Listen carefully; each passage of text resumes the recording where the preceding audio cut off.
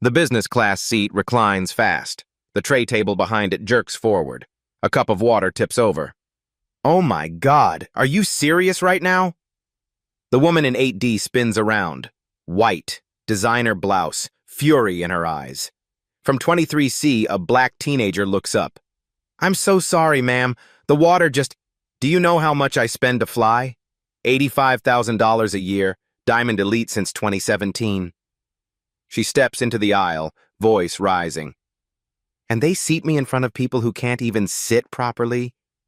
It was an accident, I apologize. Of course it was. People like you always have excuses. The woman's lip curls. Let me guess. First time flying? The girl's voice stays steady. No, ma'am. The slap happens before the sentence ends. Skin on skin. Loud enough that row 14 hears it. The girl's hand touches her burning cheek. 160 passengers see it. No one moves. Then boots hit the cabin floor. Deliberate. Military. 3 stars on the shoulder. A father arrives.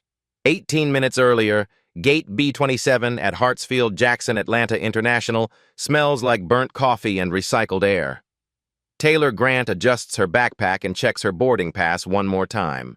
Seat 23C, Basic Economy. Group 7, she's 16. Honor roll every semester since 6th grade. Captain of the debate team, nervous flyer. The gate agent's voice crackles over the speaker.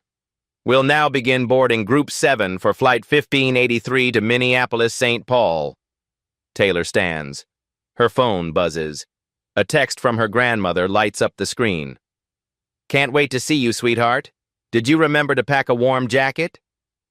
Taylor smiles and types back, Boarded. See you soon. The jetway slopes downward.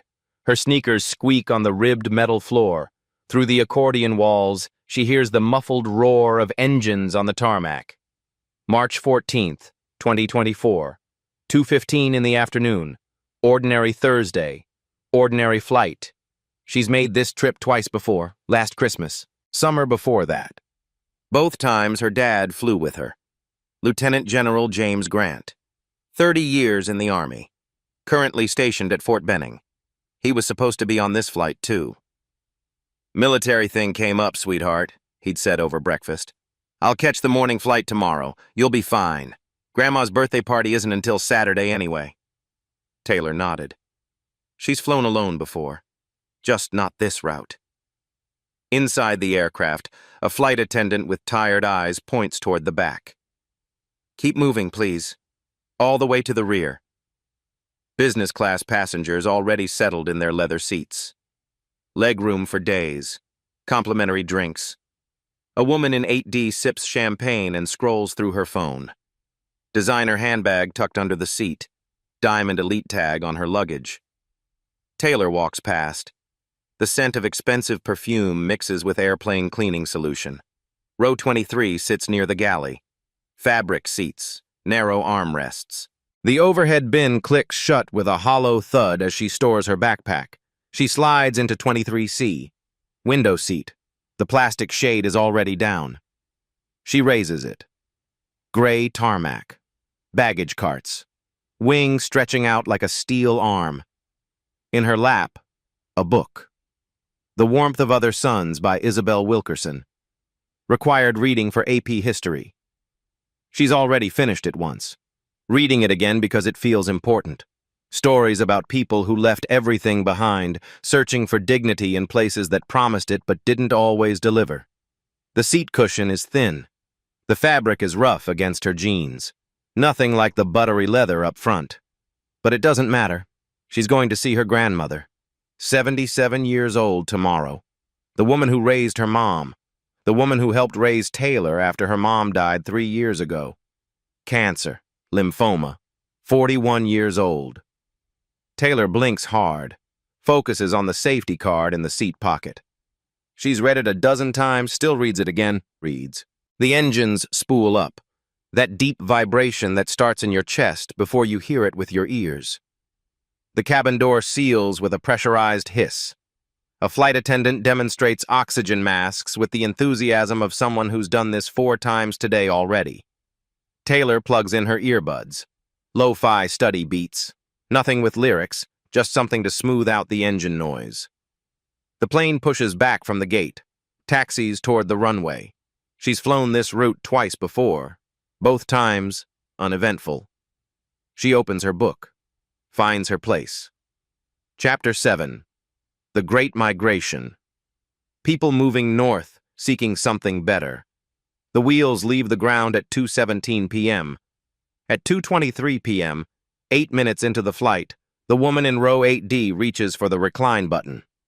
At 35,000 feet, Diane Harrison in 8D decides she needs more space. Her finger jabs the recline button. The seat flies backward, fast, aggressive. The mechanism slams into the tray table behind her, Taylor's cup tips. Water floods across the plastic surface, soaks into her jeans. The book jumps. She grabs it before it drowns. Oh no! Taylor reaches for napkins from her backpack. Diane whips around. Her face was sharp, eyes cold. Are you kidding me right now? I'm so sorry, ma'am. I didn't. You didn't what? Control yourself? Diane stands, steps into the aisle, looks down at Taylor like she's inspecting something unpleasant. Do you see this blouse? This is Burberry, $600, and now it has water on it because you can't sit still. Taylor's voice stays quiet. It was an accident. The tray table. The tray table. Diane's laugh is sharp, humorless. Let me tell you something. I've flown 200,000 miles in the last 12 months. Diamond Elite. Top tier. I know how tray tables work. She leans closer. Maybe you don't fly enough to understand airplane etiquette. A man in 11B, elderly with white hair, looks up from his magazine. Ma'am, it was clearly an accident. Diane's head snaps toward him. I'm sorry, are you involved in this? The man blinks, says nothing, looks back down. Taylor dabs at her wet jeans with a napkin. I really am sorry. I can pay for dry cleaning if... Pay for it? Diane's voice rises. You're sitting in basic economy. What are you going to pay with? Your lunch money? She scans Taylor up and down, takes in the Target jeans, the worn sneakers, the backpack with the frayed strap. I spend more on a single flight than you probably see in 6 months. From 12C, a middle-aged man named James Burton pulls out his phone. Quietly. Angles it toward the confrontation. His wife in 12B whispers, Don't get involved. He whispers back, I'm not. I'm just documenting. Across the aisle in 12A, Amanda Fisher, a nurse in scrubs heading home from a conference, does the same. In 14F, Trevor Scott, a high school teacher, taps his screen. Record. In 9D, Karen White shifts her phone to get a better angle. 4 cameras. 4 witnesses. Diane doesn't notice. She's too focused on Taylor. I can't sit in front of someone so careless, so disruptive. She looks toward the galley. Excuse me? Flight attendant? No one comes yet. The crew is busy with drink service up front. Diane turns back to Taylor. Stand up. Taylor looks up, confused. What? Stand up. I need to get something from the overhead bin. Or do I need to spell that out too? Taylor unbuckles, stands, moves into the aisle to let Diane pass. Diane doesn't move to the overhead bin. She stops, stands directly in front of Taylor. Close, invasive. Look at me when I'm talking to you. Taylor lifts her eyes, meets Diane's gaze, her voice barely above a whisper. Yes, ma'am. You need to learn some manners, some respect. Diane's finger jabs toward Taylor's chest. Doesn't touch, but close. Girls like you think you can just... Girls like me? Taylor's voice cracks slightly. Don't interrupt. Diane's hand is still raised, still pointing, still too close. From 11B, the elderly man speaks again. This is unnecessary. From 12C, James Burton says quietly, "Ma'am, she apologized. Multiple times." Diane ignores them both.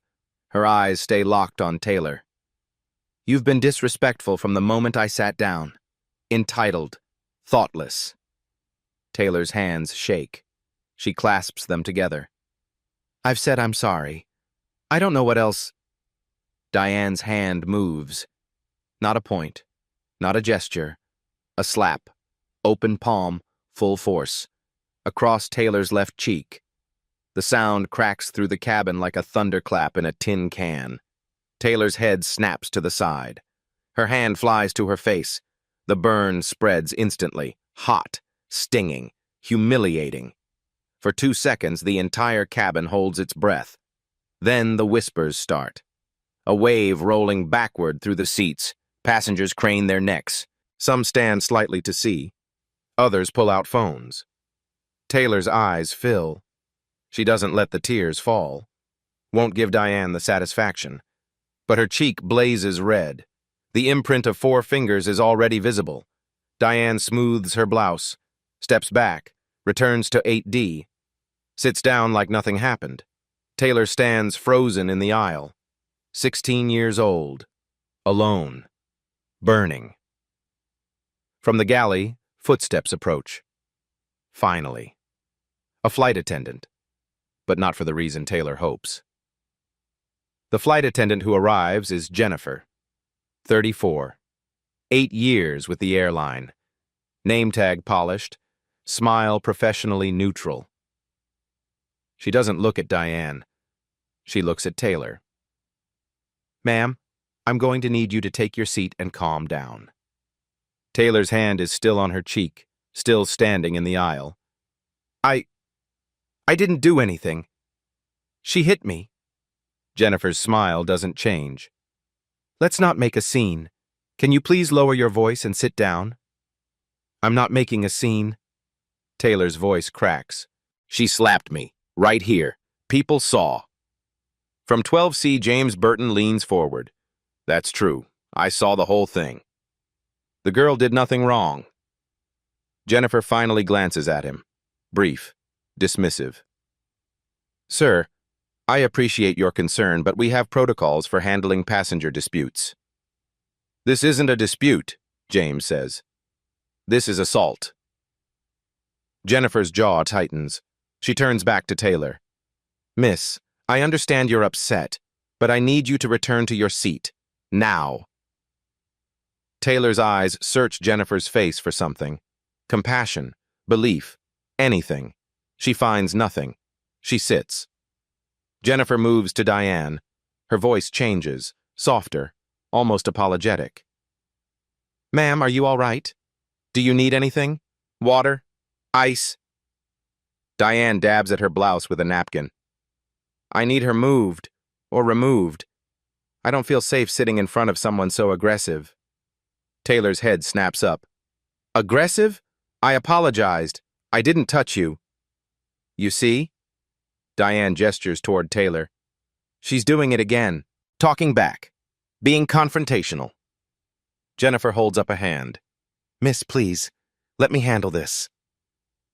From 11B, the elderly man tries again. "This is absurd. The girl has been nothing but polite. That woman struck her." From 12A, Amanda Fisher, the nurse, nods. "I saw it too, clear as day." From 14F, Trevor Scott, the teacher, raises his phone. "I recorded it, the whole thing." Jennifer's eyes lock onto his phone. Her professional smile vanishes. "Sir, recording other passengers without their consent violates airline policy. I'm going to have to ask you to delete that." Trevor's thumb hovers over his screen. "Are you serious?" "Company policy, sir." Jennifer's voice firms up. "Recording is prohibited. Delete the video, please." Trevor looks at Amanda, at James, at the elderly man. All 3 have their phones visible now. Jennifer's eyes sweep across them. "All of you, delete the videos, now." James Burton speaks carefully. "We're documenting a crime. You're violating passenger privacy. Jennifer counters. If you don't comply, I'll have to file a report when we land. That could result in being banned from future flights. The threat hangs in the air. Slowly, reluctantly, Trevor lowers his phone. The screen goes dark. Amanda hesitates, then does the same. Karen White in 9D turns hers over, face down on her lap. Only James Burton keeps his out. Jennifer stares at him. Sir? He meets her gaze, doesn't blink. I'll delete it when we land, after I've shown it to airport security. Jennifer's mouth becomes a thin line. That's your choice, but you've noticed. She turns back to Diane.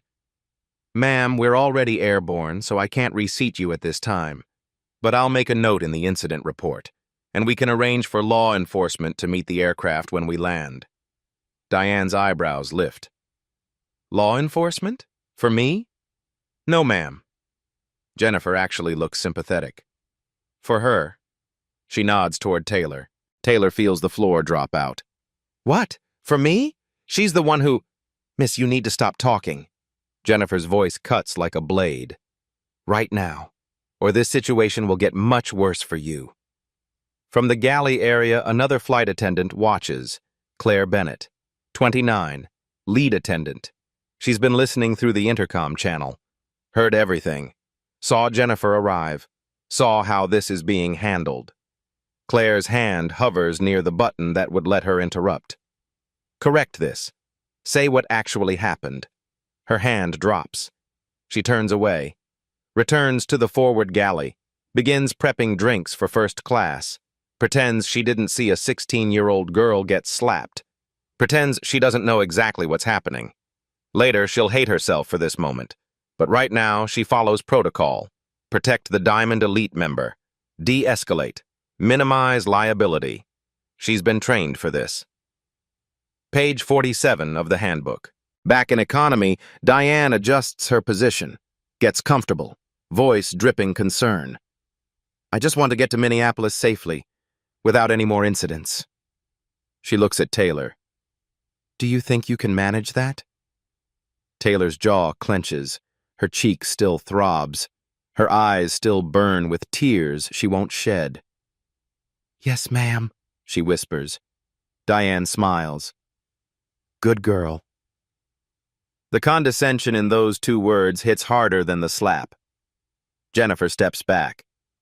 Everyone, please return to your seats.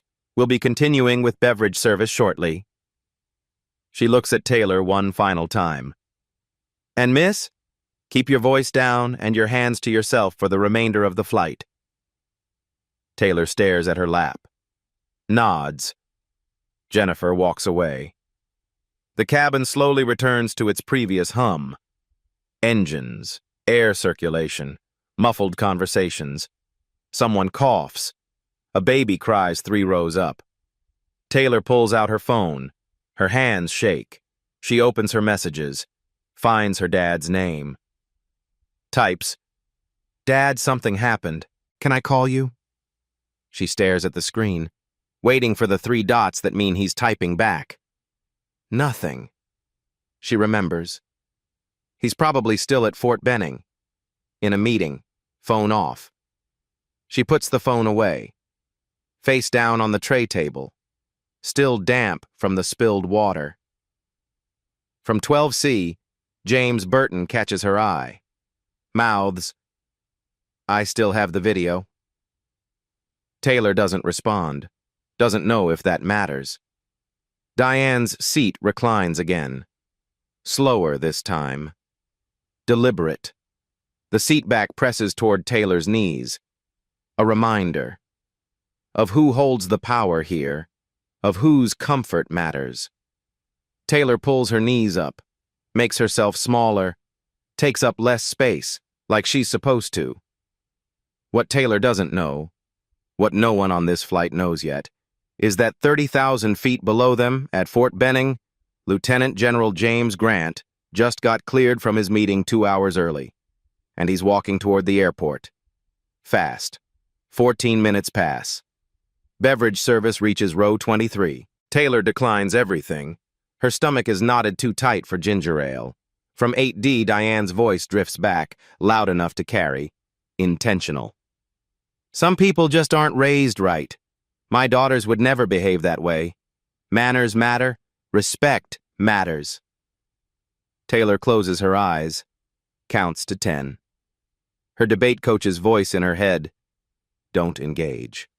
Don't give them the reaction they want.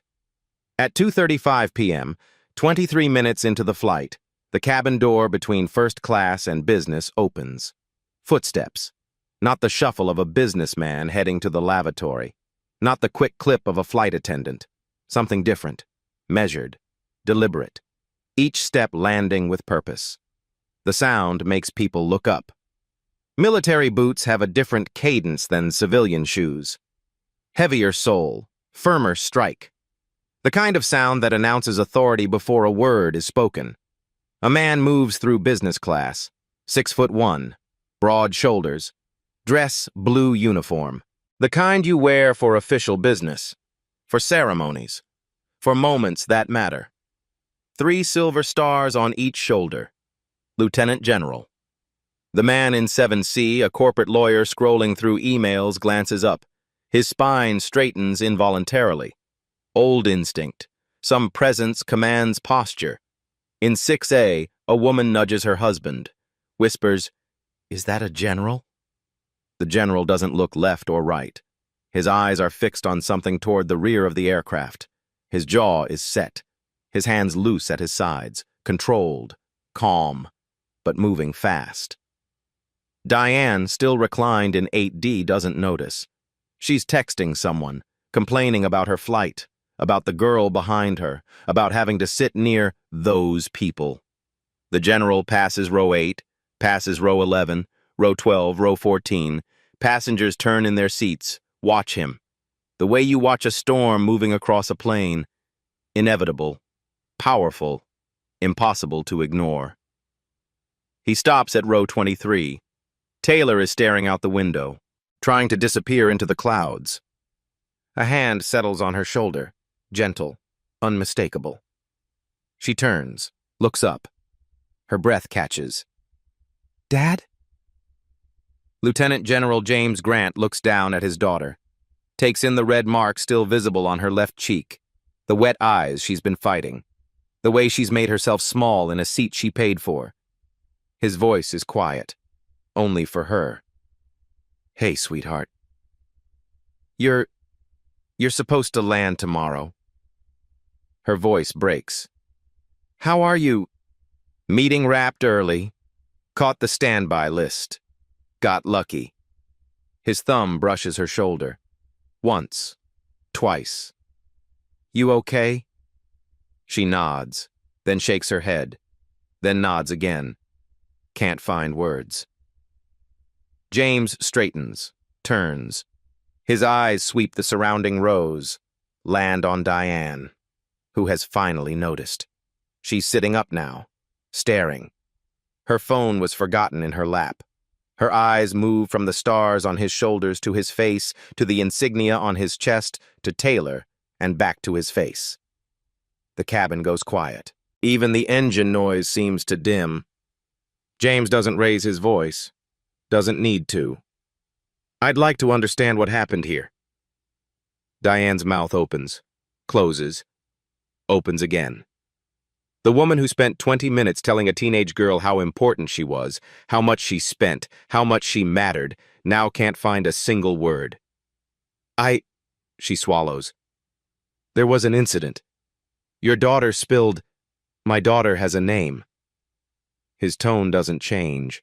Still calm, still measured. But the words land like stones. "Taylor." Diane blinks. "Taylor. Right. Taylor spilled water on me. I reacted." James looks at Taylor's cheek. The handprint is still visible. At his daughter's trembling hands. He looks back at Diane. "You reacted by striking a minor." It's not a question. Diane's face flushes. It wasn't. She was being disrespectful." From the galley, Jennifer appears. Finally, notice the uniform. The stars. Her professional mask slips for half a second. "Sir, is there a problem?" James doesn't look at her. Keeps his eyes on Diane. "Is there?" Diane shrinks back into her seat. The woman who demanded law enforcement meet the aircraft, who threatened a 16-year-old, who spent 200,000 miles a year believing her money made her untouchable. She looks at the stars, looks at James's face, looks at the passengers watching. "No," she whispers. "No problem." James nods once, sits down in the empty seat beside Taylor. 23D, middle seat, meant for nobody, now occupied by a 3-star general who just changed his entire day for his daughter. He doesn't say anything else, doesn't need to. The power in the cabin has shifted, completely. Diane turns forward, doesn't recline her seat again, doesn't say another word for the remaining hour and 40 minutes to Minneapolis. Jennifer retreats to the galley, picks up the intercom, whispers to Claire. "We have a situation." Claire's voice crackles back. "What kind of situation?" "The girl in 23C? Her father just boarded. He's a lieutenant general." Silence on the line. Then, "Oh." Just that. "Oh." Because they both know what this means. What happens next. What's coming when they land. The flight continues. Smooth air, clear skies, no turbulence. But everything has changed. The flight lands at 4:02 p.m. Gate C-14. Minneapolis-St. Paul International. Diane Harrison is first off the plane, grabs her bag, gone before most passengers unbuckle. Taylor and James wait. Let the crowd thin. Walk together through the jetway. Airport police wait at the gate. 2 officers. Jennifer stands beside them. Talking. Gesturing. The older officer steps forward. "Sir, we received a report of an incident." James nods. "Yes, my daughter was assaulted. I'd like to file a report." The officer blinks. Looks at Jennifer. Back to James. "That's not what we were told, sir." James pulls out his phone. "Then let me clarify. I have witness statements, video evidence. Would you like to see them?" During the flight, James had moved quietly through the cabin, spoken to James Burton in 12C, Amanda Fisher in 12A, Trevor Scott in 14F, Harold Jenkins in 11B. All gave contact information. 3 airdropped videos. The officer's notepad comes out. "Let's start over." 2 hours later, Airport Hilton, police report filed, witness statements documented. James makes a phone call. Attorney Sarah Williams answers on the second ring. 35, Georgetown Law, 12 years specializing in civil rights, 3 successful airline lawsuits. "General Grant, I've been expecting your call." Taylor tells her everything. The water, the accusations, the slap, the crew's response. Sarah listens. Then, "Taylor, this will get ugly. Media, depositions. People will lie about you. Are you ready?" Taylor looks at her dad. He nods. "Yes, ma'am." "Good. Send me everything." By March 20th, Sarah sits in her D.C. office reviewing discovery documents. What she finds makes her jaw tighten. Receipt number 4, Diane's complaint. History. The airline's customer service database reveals a pattern. Diane Harrison, member since 2017. Diamond Elite since 2018. 11 formal complaints, 2019 to 2024. May 2019, requested seat change. Uncomfortable next to a passenger who doesn't speak English. The passenger spoke Portuguese. Resolution. Diane moved. 5,000 bonus miles. August 2020. Complained about rude flight attendant. The attendant was black. Resolution. Employee coached. Diane given 10,000 apology miles. January 2021. Demanded Muslim passenger be rescreened. Security found nothing. Resolution. Diane upgraded to first class on the next flight. March 2022. Complained Asian American passenger spoke too loudly. Decibel test showed normal conversation. Resolution. Passenger asked to quiet down. Diane received drink vouchers, 3 more in 2023, 2 in early 2024. 9 of 11 involved passengers of color. Every single time, Diane compensated. Passenger blamed or removed. Sarah leans back. They knew. They always knew. Receipt number 5. Internal emails.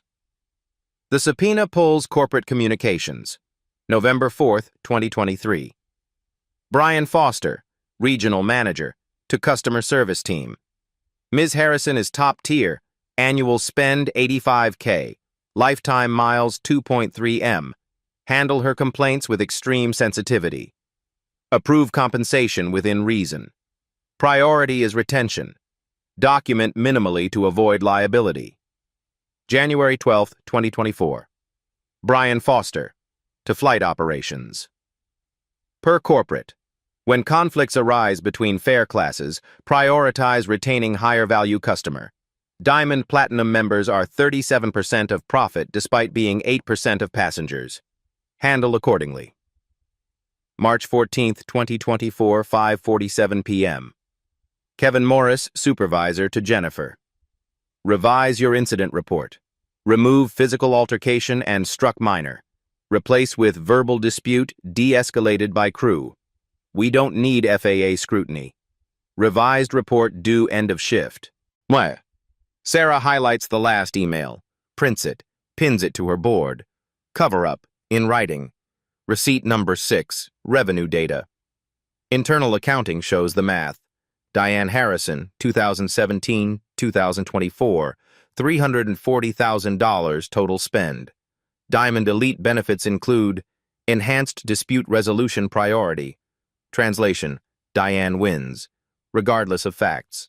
Taylor Grant's ticket, $127.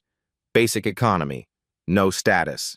In the algorithm, Diane is worth 2,677 Taylors. Receipt number 7, the edited report. Discovery produces both versions. The airline didn't delete the original, just buried it. Version 1, Jennifer, 2:47 p.m. in flight. Physical altercation row 823. Passenger 8D struck minor passenger 23C on face. Multiple witnesses. Cause, spilled water when 8D reclined. 23C apologized repeatedly. 8D verbally aggressive, then physical. Recommend security meet aircraft. Version 2. Submitted to FAA, 6:30 p.m. Verbal dispute between 8D and 23C regarding personal space. Both counseled. De-escalated. No injuries. No action required. Metadata doesn't lie. Original, 2:47 p.m. Edit, 6:30 p.m. Editor, Kevin Morris. Same supervisor who ordered the change. Witness affidavits. By March 22nd, Sarah has 4 sworn statements. James Burton. I saw everything. Unprovoked assault. The crew blamed the victim. Amanda Fisher. As a mandated reporter, I don't understand why airlines aren't. That girl was attacked. Trevor Scott. I break up student fights. This wasn't a fight. This was an adult assaulting a child. Harold Jenkins. 40 years flying. Never seen anything like this. The attacker got treated like royalty. 4 strangers. 4 cameras. 1 truth. Sarah calls James on March 23rd. General, once we file, there's no going back. They'll come after you. After Taylor. Leak stories. Unlimited resources. James's voice is steady. Counsel, I've been shot in 3 countries. I've lost soldiers under my command. None of that scared me like watching my daughter get hit and blamed for it. Pause. File the lawsuit.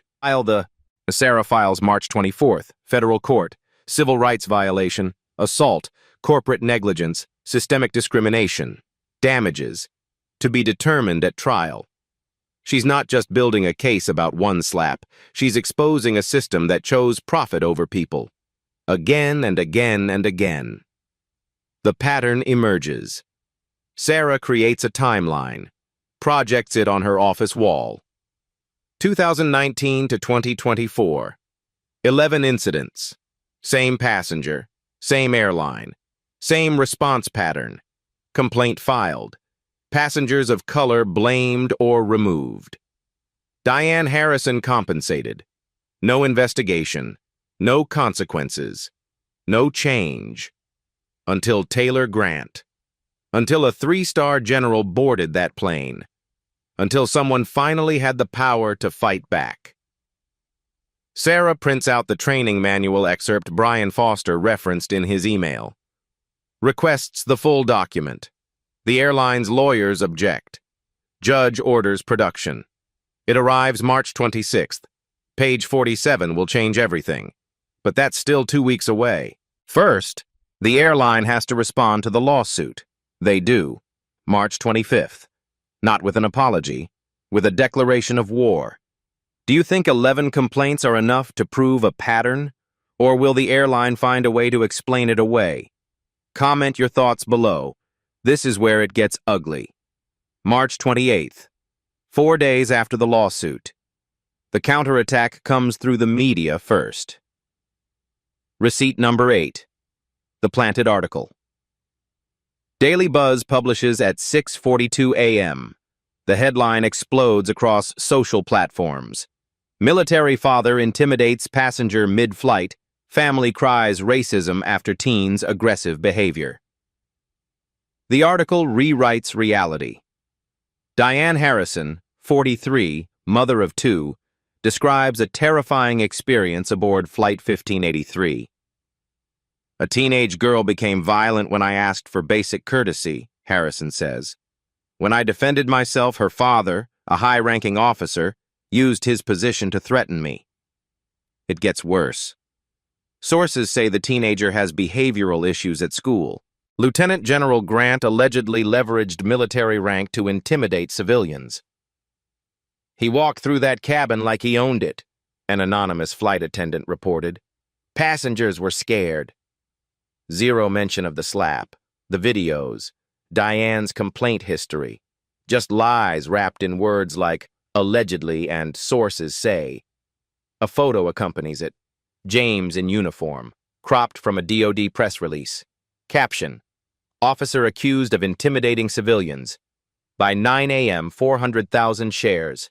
Sarah traces the source.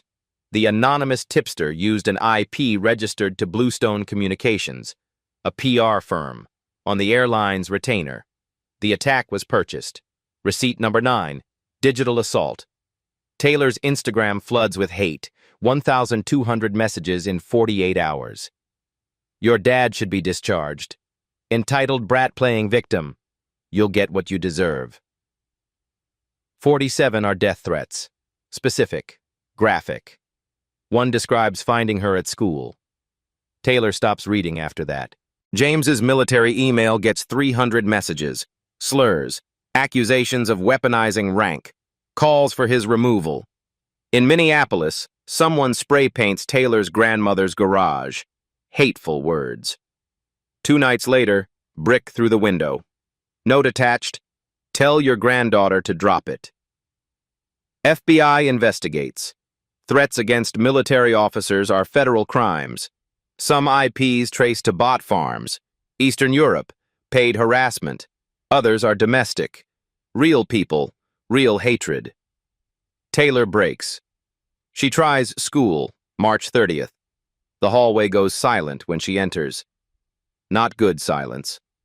Watching silence. Someone printed the Daily Buzz article, taped copies everywhere. Her debate coach pulls her aside. Maybe take a few days. Let this settle. Let what settle? I didn't do anything. I know, but parents are calling. School board is getting pressure. Taylor leaves before the 3rd period. Doesn't return. The military inquiry. April 3rd, official notification arrives. U.S. Army Inspector General. Alleged misuse of military authority. Anonymous complaint through proper channels. Allegation: Lieutenant General Grant improperly used rank to intimidate civilian passenger, bringing disrepute upon armed forces. Standard procedure. But this is different. This could stall promotion, mark his record, stain 30 years of service. His CO calls. Jim, did you threaten anyone? No, sir. I asked what happened. Calmly. Did you identify as a general? I wore dress blues, sir. Just came from the ceremony. Did you use your rank? James pauses. If my uniform intimidated someone who assaulted a child, that's not misuse. That's the consequence. I believe you. But this runs its course. Legal advises no public statements. James looks at Taylor on the couch. Hasn't eaten properly in days. Sir, I won't stay silent while they destroy my daughter. Your choice, but it complicates things. The counter lawsuit, April 5th. Morrison and Klein, LLP files for Diane. Defamation, emotional distress, false accusation, demand, $2.5 million, plus a public apology, plus Taylor's permanent silence.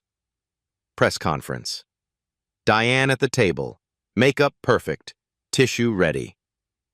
Her attorney speaks. Ms. Harrison is a devoted mother vilified by false narrative. She acted in self-defense. Now she's crucified because a powerful family manipulates the system. Reporter. The videos show she struck a minor. Attorney. Context matters. My client's perception of threat is valid. Videos don't show what happened before. Reporter. What about 11 prior complaints involving passengers of color? Unrelated. We won't dignify baseless accusations. Diane speaks, voice trembling. I just want my life back. I'm not a monster. I'm a mother who made a split-second decision in a frightening situation. Flawless performance. Sarah watches from her office, calls James. They're good. What do we do? Don't blink. Keep building. Taylor wants to quit. Sarah closes her eyes. Let me talk to her. Taylor's voice comes on, small, broken. Ms. Williams, they want you to quit. That's the strategy. Overwhelm you, exhaust you. But if you stop, this happens to the next girl, and the next. I'm 16, I can't do this. Give me 1 week. If you still want out, I'll respect it. 1 week. Silence. Okay, 1 week. April 8th. Taylor hasn't left the house in 5 days. The internet decided. She's guilty. Her father's guilty. The lawsuit's a scam. Then, April 12th. An email arrives. Subject: I'm sorry I didn't speak sooner. Sender: Claire Bennett, flight attendant, lead crew in 1583. The woman who watched everything, who said nothing. Until now. Taylor's bedroom door stays closed for 3 days straight. James sits outside it, back against the wall, coffee going cold in his hand. Taylor, talk to me. Silence. He tries again. Sweetheart, please. From inside, her voice comes muffled, raw. They're right, Dad. Maybe I did something wrong. Maybe I... Stop! His voice cuts through the door, gentle but firm. Don't let them rewrite what happened. But what if... Taylor, open the door. 10 seconds pass. Then the lock clicks. She stands there. Hasn't slept in 48 hours. Eyes swollen. Still wearing the same clothes from 2 days ago. I just wanted to visit Grandma. Her voice cracks. That's all. Why is this happening? James has no answer.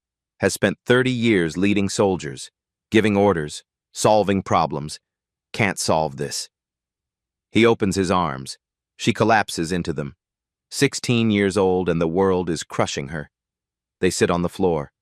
Her room is dark except for the strip of light from the hallway. The school called, James says quietly. The principal suggested homeschooling. For your safety. Taylor pulls back. They're kicking me out? No, suggesting. Because parents are complaining. Because the board is getting pressure. From who? People who read one article and decide you're guilty. She draws her knees to her chest. What about your inquiry? James exhales slowly. Still ongoing. The Inspector General wants a formal interview next week. What happens if they decide against you? Could be a letter of reprimand. Could delay promotion. Could be nothing. Could be your career. He doesn't deny it. Taylor's hands shake. This is my fault. If I had just stayed quiet. If you hadn't what? Let someone hit you and say nothing? He turns her face toward him. That's not who you are. That's not who I raised you to be. But look what it's costing you. James is quiet for a long moment.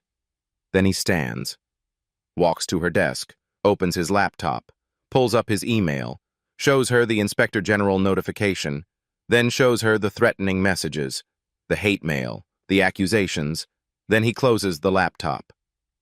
You see all that? She nods. Every word is worth it.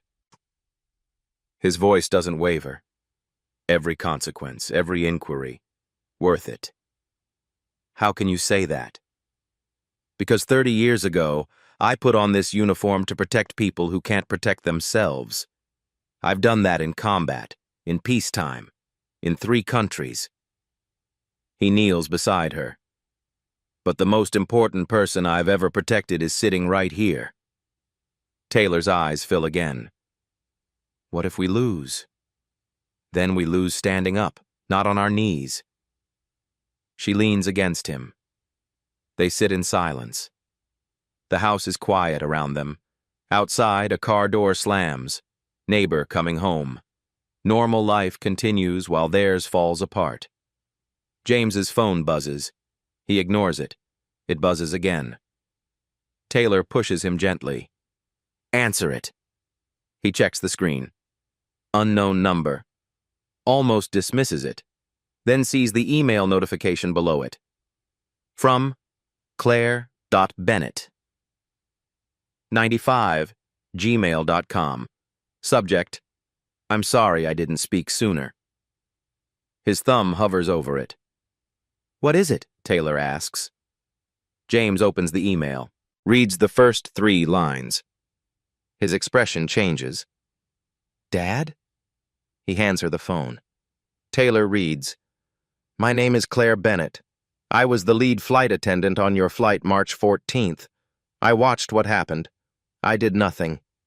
I've spent 3 weeks hating myself for that. I can't stay silent anymore. I have information, evidence, things the airline doesn't want you to know. I'll testify. I'll break my NDA if I have to. They can sue me. I don't care. What happened to you was wrong, and I'm done protecting people who profit from wrong. Please call me. Below the message, a phone number, an address, and 3 attached files. Taylor looks up at her father. For the first time in days, something besides despair crosses her face. Is this real? James scrolls through the attachments, audio files, internal crew communications, documentation. Yeah. He stands, pulls out his phone. This is real. He dials Sarah Williams. She answers immediately. General? We just got an email. From the lead flight attendant. She's ready to talk. Silence on the line. Then Sarah's voice, sharp with focus. Don't touch anything. Don't respond yet. I'm coming to you. I'll be there in 4 hours. She pauses. This changes everything. Taylor is still on the floor, still holding James's phone, still reading Claire's words. I'm done protecting people who profit from wrong. She looks up at her father. Are we going to be okay? James doesn't lie to her, never has. I don't know yet, but we're not alone anymore. Taylor stands, walks to her window, opens the curtain for the first time in 3 days. Late afternoon sun floods in. April light. Still cold, but getting warmer. She takes a breath. The first full breath in 72 hours.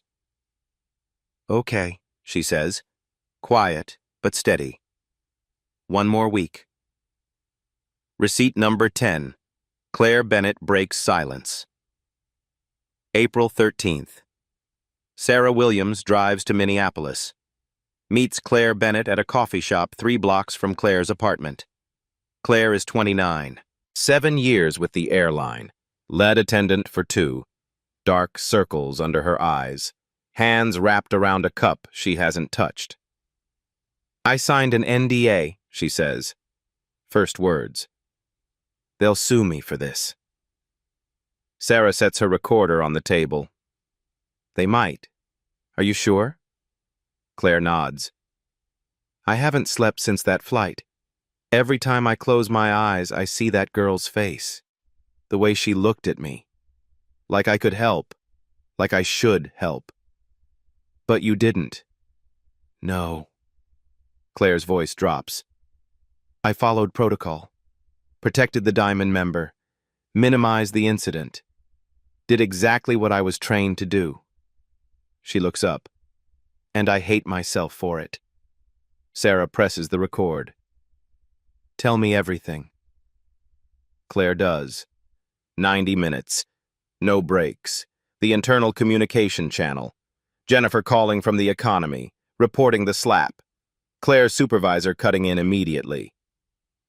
Diamond Elite involved? Handled delicately. The instruction to revise the incident report. The pressure to make it disappear. The training they all received.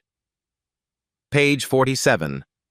Revenue tier conflict resolution. Protect high-value customers. Always. When Claire finishes, Sarah has 17 pages of notes. I'll file a sworn affidavit, Claire says. I'll testify in court, whatever you need. You'll lose your job. I know. Claire's jaw sets. But I can get another job. I can't get another conscience. Receipt number 11. The passenger coalition word spreads. Social media does what it does best. Amplifies. James Burton from 12C posts the full video on Twitter. Unedited. 40 seconds. Clear audio. Clear visuals. The slap. The aftermath. Jennifer blaming Taylor. Caption. I was there. This is what really happened. Hashtag justice for Taylor. Within 6 hours, 800,000 views. Amanda Fisher shares her nursing perspective. I'm a mandated reporter. I see abuse. I report it. Why doesn't an airline have the same obligation? Trevor Scott writes a thread. Teacher's voice, measured, devastating. I've broken up dozens of student conflicts. This wasn't a conflict. This was an adult assaulting a child while the system watched. Harold Jenkins, 71 years old, records a video from his living room. I fought in Vietnam. I've seen combat. And I've never felt as disgusted as I did watching that crew protect the wrong person. By April 15th, 43 passengers from Flight 1583 sign an open letter, published in the Washington Post. We witnessed injustice at 35,000 feet. We watched a teenager be assaulted. We watched the system protect her attacker. We are not staying silent. The signatories include 2 physicians, 3 teachers, a pastor, 5 parents, a retired judge, diverse ages, diverse races, unified voice. The hashtag goes viral, hashtag Justice for Taylor trends on Twitter. Not paid, not promoted, organic. 2.3 million tweets in 72 hours. WNBA players post support. Authors, musicians, regular people who've felt invisible in systems designed to ignore them. A GoFundMe appears, not created by Taylor's family, created by a stranger in Oregon who read the story. Legal fees for Taylor Grant. $180,000 in 5 days. Sarah calls James. Turn on the news. CNN is covering it. MSNBC, even Fox. The story has broken through. Taylor watches from the couch, sees her name trending, sees thousands of strangers saying they believe her. She cries, but different tears this time. Relief, not defeat. James sits beside her. You're not alone, sweetheart. You never were. Taylor's phone buzzes. Text from her debate team captain. We're with you. All of us. Come back when you're ready. Another text. From a classmate she barely knows. What happened to you was wrong. I'm sorry people didn't believe you. I do. More messages. Dozens. Flooding in. Her grandmother calls. Baby, I'm so proud of you. Taylor's voice cracks. I didn't do anything, Grandma. You stood up. That's everything. That night, Taylor sleeps. First full night since March 14th. But at 3:47 a.m., Sarah Williams receives an email. Anonymous sender. Subject, you'll want this. One attachment. PDF, 127 pages. Flight Attendant Crew Handbook, 2023. Internal use only. Sarah opens it, scrolls to page 47, read 3 paragraphs. Her hand goes to her mouth. Oh my God. This isn't just evidence. This is the smoking gun. Receipt number 12, the smoking gun. Sarah Williams doesn't sleep after opening that PDF, reads it 3 times, highlights, cross-references, verifies metadata. The document is authentic. Internal airline publication. Distributed January 2024 to 12,000 crew members. Flight Attendant Crew Handbook, 2023. Revenue Management Integration, page 47. Section 4.7. Revenue Tier Conflict Resolution Protocol. The language is clinical, corporate, devastating. When conflicts arise between passengers of different fare classes, crew will prioritize de-escalation methods that retain the higher-value customer. Diamond Elite and Platinum members represent 37% of annual revenue, despite comprising only 8% of passenger volume. Resolution strategies must reflect this economic reality. It continues. In disputes involving Diamond Platinum passengers, offer immediate seat relocation, complimentary upgrades, or on-the-spot compensation. Document incidents with minimal detail to reduce liability exposure. Phrase reports as passenger preference issues rather than conflicts whenever possible. In disputes involving basic economy passengers, request compliance with crew instructions. If a passenger remains non-compliant, removal from aircraft is authorized per FAA regulation. Document thoroughly to establish cause for removal. Page 51 makes it explicit. Ambiguous situations. Defer to passenger with higher lifetime customer value. Corporate legal will support crew decisions that prioritize revenue retention. When in doubt, protect the asset. Protect the asset. Not the person. The asset. Sarah sits back.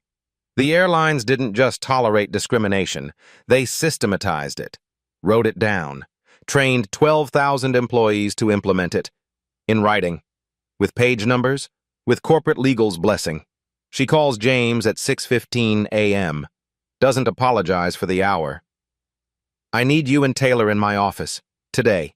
This changes everything. The press conference, April 18th. Sarah holds a press conference. National media. Packed room. She projects page 47 onto a screen behind her. Lets reporters read it themselves. The room goes silent. Then erupts. They're admitting to a 2-tier system? Is this legal? How long has this policy been active? Sarah's voice cuts through. This manual was distributed in January 2024, updated from previous versions. The airline has operated under revenue prioritization protocols for at least 5 years, possibly longer. She clicks to the next slide. Email from Brian Foster. The one telling supervisors to handle Diamond members delicately and document minimally. Next slide. The edited incident report. Version 1 versus version 2. This isn't about one passenger, one flight, one slap. Sarah's voice is steel. This is about a corporation that built discrimination into its operating procedures, that trained employees to value money over human dignity, that put a price tag on justice and decided a 16-year-old girl wasn't worth protecting. A reporter stands. What's your ask? Full policy reform, independent oversight, compensation for every passenger subjected to this protocol. Sarah pauses. And criminal investigation into obstruction of federal reporting. Another reporter. The airline's response? Right on cue, Sarah's phone buzzes. Statement from the airline's PR team. She reads it aloud. The referenced training materials are outdated and do not reflect current policy. We are committed to treating all passengers with equal respect and dignity. Sarah looks up. This document is dated January 2024. 3 months ago. We pulled metadata. It was actively distributed to crew tablets as recently as March 10th, 4 days before Taylor Grant was assaulted. She holds up her phone. They're not admitting fault. They're lying. Again. Receipt number 13. Federal intervention, April 21st. 3 days after Sarah's press conference, the Federal Aviation Administration issues a statement. Notice of investigation. MAREF AA 2024-891. The FAA has opened a formal inquiry into alleged discriminatory passenger management protocols at airline name. Investigation will review training materials, incident reporting procedures, and complaint handling practices from 2019 to present. Potential violations include failure to maintain a safe operating environment and obstruction of mandatory incident reporting. Penalties listed: fines up to $25,000 per violation. Potential route suspensions. Mandatory policy overhaul. The airline's stock drops 11% in 2 hours. Within 24 hours, 3 more passengers file lawsuits. Different airlines, similar stories. The floodgates open. Senator Elizabeth Warren calls for congressional hearings. If one airline has a pay-to-discriminate policy, how many others do? Taylor watches the news with her father, sees her case becoming something bigger, a movement, a reckoning. Dad, did we do this? James squeezes her hand. You did this, by refusing to disappear. That night, the airline's CEO released a video statement. Damage control, too late. But Sarah knows the real battle is still ahead. May 8th, Federal Courthouse. Preliminary injunction hearing. Diane Harrison will have to testify. Under oath. On record. With videos playing. With training manuals entered as evidence. With 43 witnesses ready to contradict every word. Sarah closes her laptop. Looks at Taylor sitting across from her. Ready? Taylor nods. Ready. Receipt number 14. The Reckoning, May 8th. U.S. District Court, Northern District of Georgia. Judge Patricia Moore presiding. 61 years old. 20 years on the bench. Reputation for zero tolerance of theatrical bullshit. The courtroom smells like wood polish and old law books. 47 people in the gallery. Every major outlet has a reporter present. Taylor sits beside Sarah. James behind them in civilian clothes. Dark suit. No uniform. Sarah's advice: let them see the father, not the general. Across the aisle, Diane Harrison. 3 attorneys from Morrison & Klein. Expensive suits. Confident postures. Not for long. Judge Moore enters. Everyone stands. Be seated. We're here for preliminary injunction and evidentiary hearing in Grant v. Harrison and National Airways. Ms. Williams, call your first witness. Sarah stands. The defense, Your Honor. Ms. Diane Harrison. Diane's lead attorney objects. Your Honor, this is highly irregular. Overruled. This is my courtroom. Ms. Harrison, take the stand. Diane walks forward. heels clicking on marble, hand on the Bible, swears to tell the truth. Sarah approaches. No notes. Doesn't need them. Ms. Harrison, did you strike Taylor Grant on March 14th aboard Flight 1583? Diane's voice is practiced, sympathetic. I reacted defensively to an aggressive situation. That's not what I asked. Did you strike her? Yes or no? Yes. But she... Thank you. You've confirmed the assault of a minor. Sarah doesn't pause. You stated in your deposition that Taylor was verbally aggressive. What did she say that was aggressive? Diane blinks. She was rude, disrespectful. Quote her exact words. I don't remember exact.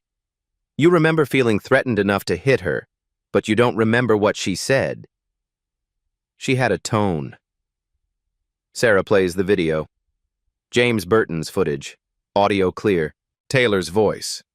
I'm so sorry, ma'am. I didn't mean to... Sarah stops it. That's aggressive? Diane shifts. You don't understand the context. Help me understand. You told the police she spilled water on you deliberately. Yes.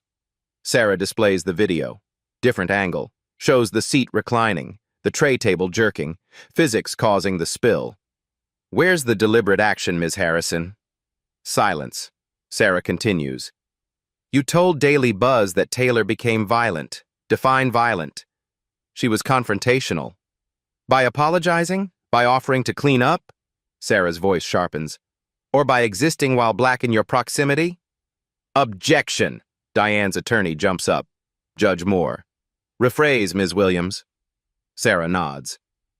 Ms. Harrison, you've filed 11 complaints with this airline since 2019, correct? I'm a frequent flyer. Sometimes service is poor. 9 of those 11 complaints involved passengers of color. Coincidence? Diane's face flushes. I don't keep track of people's races. Sarah pulls out the complaint records, reads them aloud. Each one. The patterns are impossible to deny. Diane's answers start contradicting. First, she says she barely touched Taylor. Video shows a full force slap. Then she claims she feared for her safety. Video shows Taylor seated, not moving. She insists she asked politely for courtesy. Witnesses state she was verbally abusive from the start. She swears she didn't know the girl's age. Taylor's booking showed minor designation. 7 contradictions. 7 lies exposed. By the time Sarah finishes, Diane is sweating, makeup cracking. Sarah turns to the airline's attorney. Your client trained employees to prioritize Ms. Harrison because she's Diamond Elite, correct? The attorney stands, clears his throat. Your Honor, we acknowledge that certain training materials contained unfortunate phrasing. Unfortunate? Sarah projects page 47 on the screen. Protect the asset. That's unfortunate phrasing. We've since revised. When? Before or after this lawsuit? The attorney looks at his shoes. After. So for 5 years, you operated under a policy that told crew to value passengers by revenue, to document incidents minimally, to remove basic economy passengers while protecting Diamond members. Yes or no? Long pause. Yes. The courtroom erupts. Judge Moore's gavel cracks 3 times. Order! She looks at Diane. At the airline's attorneys, at the evidence scattered across screens and tables. I've heard enough. Her voice could cut glass. Preliminary injunction is granted. National Airways is prohibited from using the revenue tier as a factor in conflict resolution, effective immediately. She turns to Diane. Ms. Harrison, you are banned from National Airways pending resolution of criminal charges the DA may wish to file.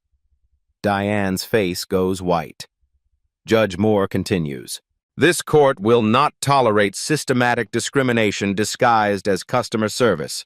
Ms. Grant, you and your father have shown remarkable courage. This country owes you both. Gavel falls. Final. Outside, reporters swarm. Taylor doesn't speak. Doesn't need to. Her silence says everything. 6 months later. Diane Harrison settles. Undisclosed amount. Sources report $750,000. She signs an NDA prohibiting her from discussing the case. Banned permanently from national airways.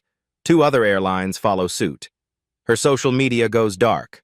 Her name, when Googled, brings up only one story now. The one she can't erase. National Airways pays $4.2 million in FAA fines. CEO Richard Hayes resigns. The board calls it mutual decision. Everyone knows better. Page 47 is deleted. The entire training program was rewritten. Claire Bennett helps write it. She was fired, then reinstated after public outcry. Now she's senior training supervisor. Teaches the crew that passengers are people first. Always. The Army Inspector General dismisses all charges against James Grant. Letter of commendation added to his file. Exemplary conduct in defense of family and values. Taylor returns to school in September. Senior year. Still captain of the debate team. Applications to Howard, Spelman, Georgetown. Essay topic. What happens when systems fail and people refuse to stay silent? She uses the settlement money to establish the Taylor Grant Scholarship for students who've faced discrimination and fought back. Some slaps echo louder than others. This one echoed through boardrooms and federal agencies, through policy manuals and congressional hearings, through 11 million passengers who now fly under fairer skies. Because one 16-year-old girl refused to disappear. Because her father wore 3 stars and showed up. Because strangers became witnesses. Witnesses became allies. Allies became a movement. Dignity isn't negotiable. Neither is justice. Sometimes the quietest power changes everything. If this story moved you, share it. Subscribe. Because stories like Taylor's need to be heard. Drop a comment. What would you have done in that moment? When you saw injustice but intervening felt impossible? Your voice matters. Use it.